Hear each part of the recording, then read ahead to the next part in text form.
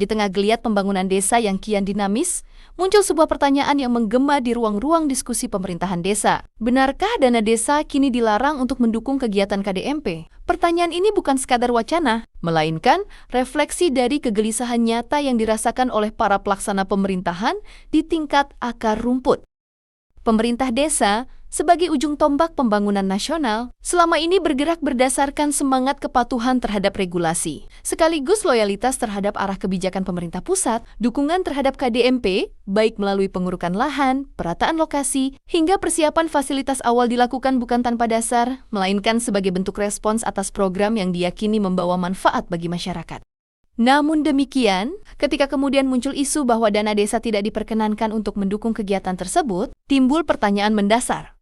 Di manakah aturan yang secara tegas melarang hal itu? Jika memang larangan tersebut ada, mengapa tidak disosialisasikan secara komprehensif sejak awal, sebelum desa-desa mengambil langkah nyata di lapangan? Lebih dari itu, bagaimana nasib desa yang telah lebih dahulu melaksanakan dukungan terhadap KDMP? Apakah upaya yang telah dilakukan dengan itikat baik itu kini harus dipandang sebagai sebuah pelanggaran? Ataukah desa kembali menjadi pihak yang harus menanggung konsekuensi dari ketidakselarasan arah kebijakan?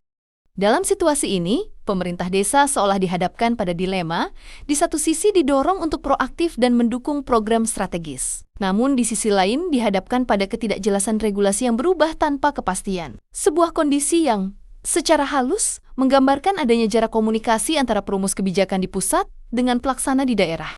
Pemerintah desa tentu tidak menuntut lebih, selain kejelasan dan konsistensi, sebab bagi desa, menjalankan pembangunan bukan hanya soal realisasi anggaran, melainkan juga menjaga kepercayaan masyarakat, serta memastikan setiap langkah tetap berada dalam koridor hukum.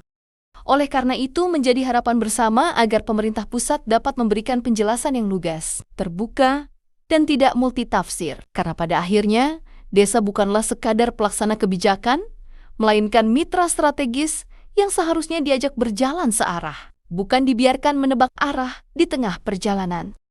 Dan barangkali yang paling perlu direnungkan bersama adalah ketika desa sudah bergerak dengan penuh keyakinan, jangan sampai justru dibiarkan berdiri sendiri di persimpangan kebijakan yang belum jelas arahnya.